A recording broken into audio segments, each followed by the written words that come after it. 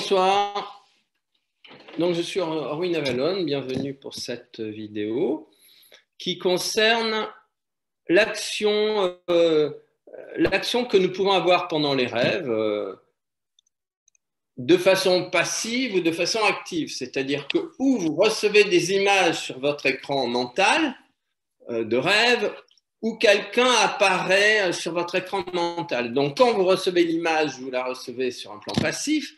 Quand vous apparaissez dans l'écran mental d'une personne qui rêve, eh bien, vous avez une action active sur cette personne. Alors, donc, on peut toujours voir les choses sous les deux angles. Alors, quand on va donc commencer par la personne qui reçoit les images. Les images qui sont reçues par le rêveur, on va dire, pas venir bien entendu de différentes sources. Vous savez que l'inconscient a énormément de strates. Notre inconscient, on va dire, va des éléments les plus personnels aux éléments les plus impersonnels.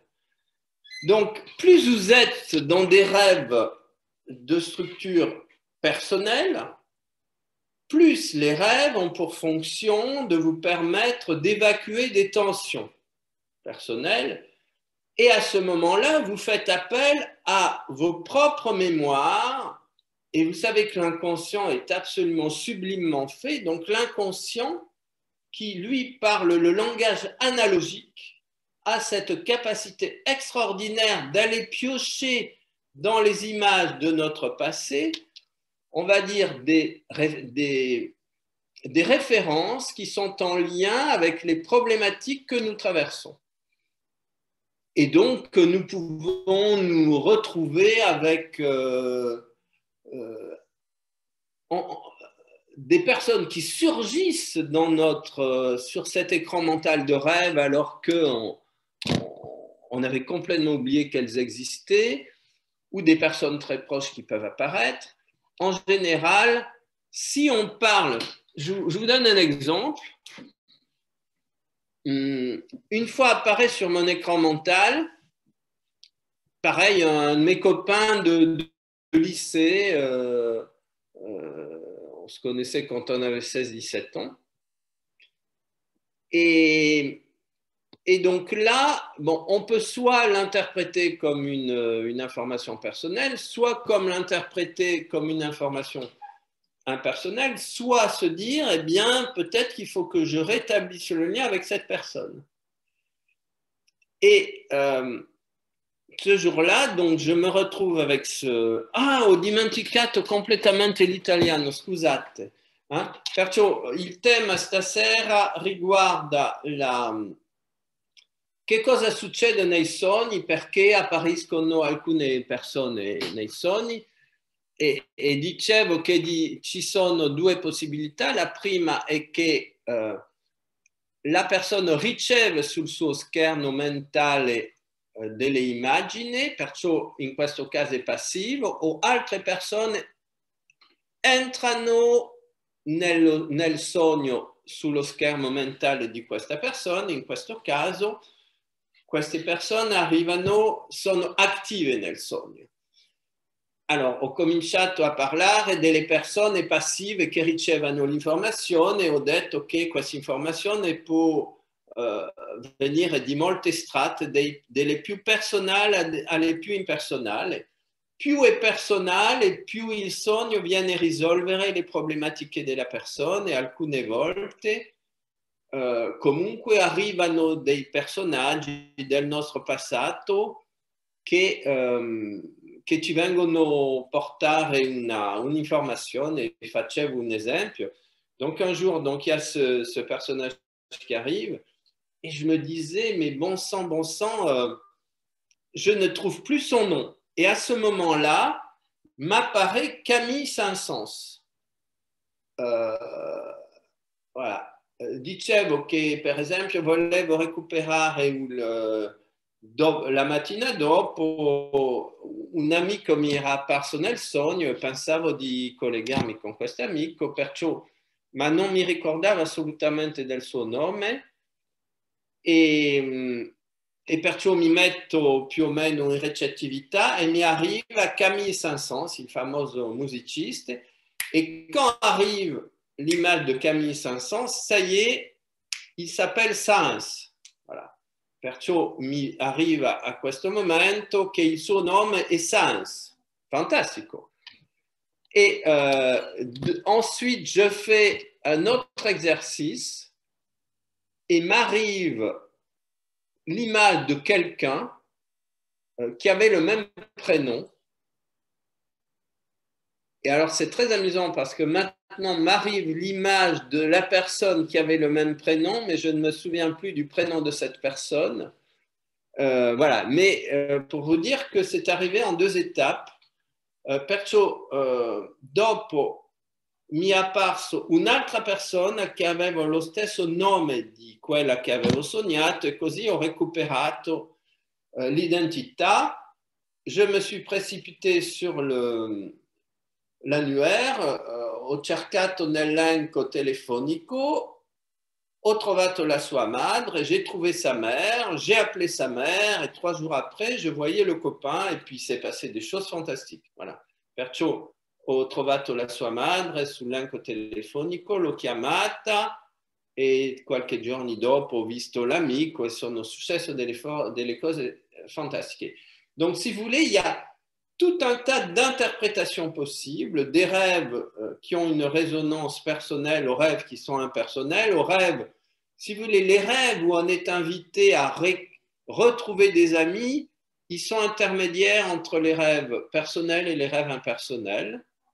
I sogni in quali siamo, per esempio, sentiamo di dover recuperare, ricollegarci con degli amici, sono in mezzo fra i sogni personnels et i sogni impersonnali. Dans les rêves de structure impersonnelle, qui sont les rêves, on va dire, les plus magnifiques, les personnages qui nous arrivent ne sont plus des personnages humains, c'est des personnages qui viennent des dimensions supérieures. Nei sogni che, in quale ci arrivano nei sogni personali, non siamo più collegati a degli umani, sono veramente personaggi di altre dimensioni che arrivano o sono des personnages di quale l'energia è molto alta. Je me souviens une fois d'un rêve, j'ai rêvé, ça c'était très amusant, mi ricordo un sogno, stavo in cima di un luogo estremamente alto, j'étais au sommet d'une falaise extrêmement haute, je m'approche et il y avait mon maître spirituel, donc Omra Mikhail Ivanov, qui était en train de se noyer en contrebas. Perciò c'era stavo guardando in basso, c'era molta gente e tutti guardavano il mio maestro spirituale, Omra Mikhail Ivanov, che si annegava molto molto in basso. Et je reconnais autour de moi beaucoup de ses disciples, riconosco intorno a me, molti dei suoi discepoli, e il fallait que quelqu'un saute pour aller l'aider. Qualcuno doveva saltare per andare a aiutarlo. Alors évidemment, je regardais là, je me dis, qui c'est qui va sauter? Et bang, on me pousse. Et je n'avais pas du tout voulu sauter, inutile de vous dire. Et me voilà en train de descendre. Alors, nessuno voleva saltare, mentre sapevamo tutti che uno doveva sacrificarsi, saltare per salvare il maestro. E io chiaramente non stavo per niente candidato e qualcuno mi spinge e wap, comincio a tuffare. Et alors, c'était angoissant quand même, hein, era un po' angosciante. Et surtout, il y avait des rochers en bas, bon, c'est-à-dire que j'allais m'écraser sur les rochers qui étaient en bas. Era angosciante, in più c'erano dei sassi giganti in basso e uno non poteva fare altro che letteralmente applastarsi sui sassi. Et alors, au moment où j'arrive, et puis je sentais vraiment cette descente, sentivo questa discesa. Elle était rapide, mais quand tu es dans l'inquiétude, elle est très lente. Hein. Era molto rapido di cadere, ma quando sei nell'angoscia sembra molto lungo. Et alors, j'arrive et les rochers s'écartent, arrivent, i sassi si allontanano, et j'arrive tranquillement dans l'eau, et arrive, on est là, quoi. Et là, je sais pas, je me retrouve à côté du maître, mi ritrovo accanto al maestro, et puis il était extrêmement lourd, era molto molto alto, pesante, et à ce moment-là arrive une amie qui elle aussi, je sais pas si on l'avait poussée ou... A questo momento arriva un'altra amica, non so se era stata spinta anche lei o se aveva saltata, et à deux, on est arrivé à le ramener. Alors, donc là, pourquoi je raconte ce rêve? Parce que, si vous voulez, dans ce rêve, je reçois sur mon écran mental l'image du maître, et là, c'est le maître qui, lui, est actif dans le rêve. Alors, la question qui se pose, c'est pourquoi est-ce que ce soir-là, mon maître spirituel m'apparaît? Est-ce qu'il est conscient? Est-ce qu'il n'est pas conscient? Qu'est-ce qui se passe? On se pose souvent ces questions. Hein? La domanda è di sapere, perciò c'è il maestro che è attivo sul mio schermo mentale, io sono passivo perché ricevo queste immagini. E la domanda che uno si fa è perché mi appare a questo momento, che cosa succede, lui sa ciò che sta succedendo. Souvent on se dit est-ce qu'il sait? Souvent on dit les maîtres spirituels, ils sont capables de biloquer, de se manifester à plein de gens en même temps. Molto spesso si dice che un maestro spirituale può moltiplicarsi, manifestarsi a un mare di gente simultaneamente. Bon, mais qu'est-ce qui se passe en réalité? Ma che cosa succede in realtà? Alors, si vous voulez, une des caractéristiques des mondes supérieurs, c'est justement la bilocation, c'est-à-dire la capacité de se manifester à plusieurs endroits simultanément. Una delle caratteristiche dei mondi superiori è la capacità in questi mondi di bilocare, perciò di manifestarsi o di multilocare, di manifestarsi in molti punti dello spazio simultaneamente. Prenons l'exemple du soleil. Le soleil c'est un corps céleste, et sa lumière, et il envoie ses rayons de lumière simultanément dans toutes les directions de l'espace, et donc le soleil est présent, se biloque simultanément dans l'intégralité du système solaire dont il est le centre.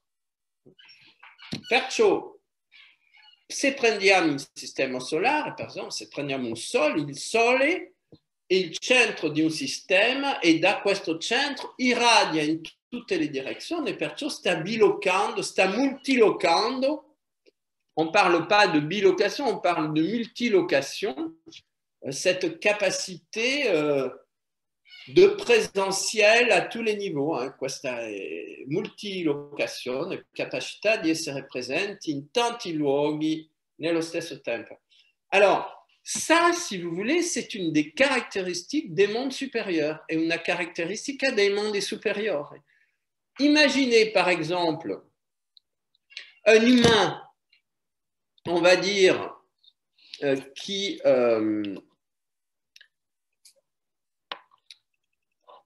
apparemment n'a pas fait un travail sur lui, a assez peu de chances de se manifester auprès de beaucoup de personnes en rêve au même moment. Una persona che apparentemente non ha fatto un grande lavoro su se stessa ha pochissime possibilità di manifestarsi da molte persone simultaneamente in sogno. Mais l'idée, c'est quand même que les personnes qui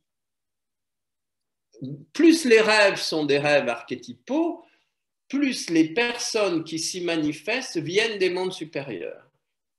Più i sogni sono archetipali, più c'è probabilità che la gente che appare in questi sogni venga dai mondi supérieurs. On sait quand les rêves ont été archétypaux parce qu'on ne les oublie plus.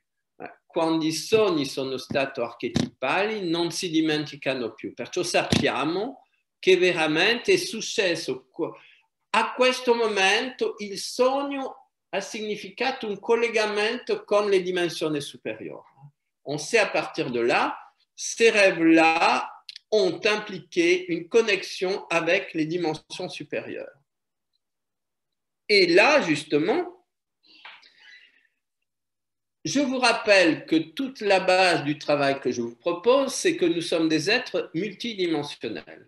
Vi ricordo che la base dei lavori che vi propongo è che siamo degli esseri multidimensionnels.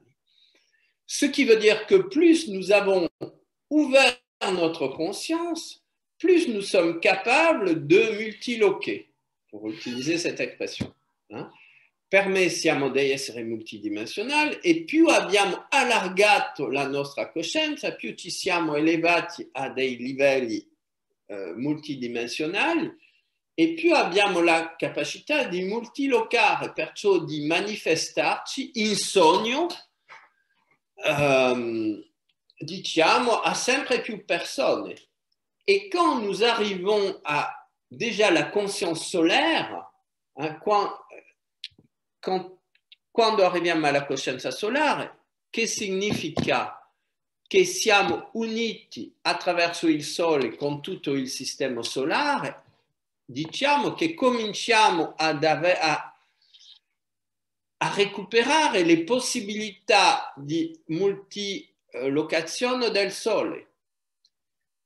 Je disais que donc, quand plus nous élevons notre niveau de conscience, plus nous avons la capacité de rayonner à des niveaux de plus en plus importants. Et quand nous arrivons à nous identifier avec l'énergie solaire, à nous identifier avec le soleil, donc à étendre notre conscience, à apprendre à travers lui à étendre notre conscience à travers tout le système solaire, eh bien là, on va dire qu'une possibilité accrue de bilocation, c'est un processus très lent, la possibilité de bilocation augmente.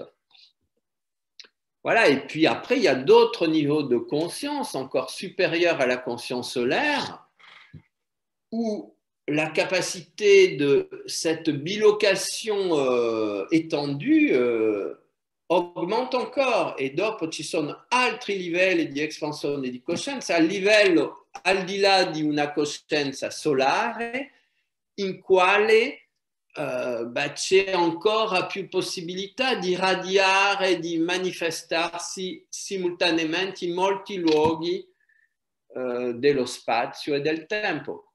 Donc ça, si vous voulez, bien entendu, c'est le grand jeu extraordinaire de l'espace et du temps, il grande gioco spatio-temporale. Et plus, on va dire, vous identifiez avec des formes d'énergie de plus en plus grandes, plus vous êtes comme attiré par, vous devenez des réponses de plus en plus possibles aux problématiques des personnes qui cherchent à résoudre des difficoltà dans les rêves. E più avete questo allargamento di coscienza, più aumentate le vostre possibilità di venire aiutare le persone in difficoltà attraverso la legge di affinità. Alors, c'est cette loi d'affinité extraordinaire qui joue dans ces cas-là. Donc, une personne là a rêvé quelques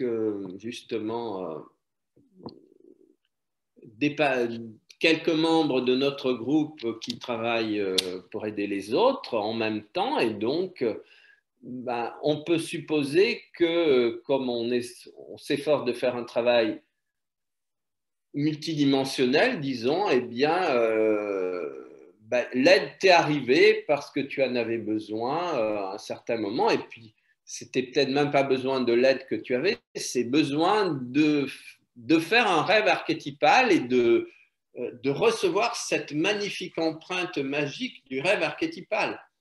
Voilà, e dicevo che una persona qua ha sognato un gruppo di noi che lavorano insieme e dicevo che può darsi che aveva bisogno del nostro aiuto, ma può darsi che aveva unicamente bisogno di fare un sogno archetipale, perciò di entrare in collegamento con questo livello di energia delle altre dimensioni e che venga letteralmente imposto nella sua struttura psichica. Voilà, et que ça, si tu veux, ça remue quelque chose dans ta structure psychique parce que les rêves archétypaux ou les rêves merveilleux et fantastiques, si vous voulez, ils s'inscrivent en nous, donc ils déposent une empreinte énergétique dans nos cellules. I sogni archetipali si iscrivono in noi e depositano in noi un'impronta energetica nelle nostre cellule. Et donc là, encore une fois, c'est un univers merveilleux, fantastique. Il y a tellement à dire, tellement à découvrir. Mais encore une fois, pour moi, la clé, c'est d'interprétation, c'est la multidimensionnalité de la conscience humaine.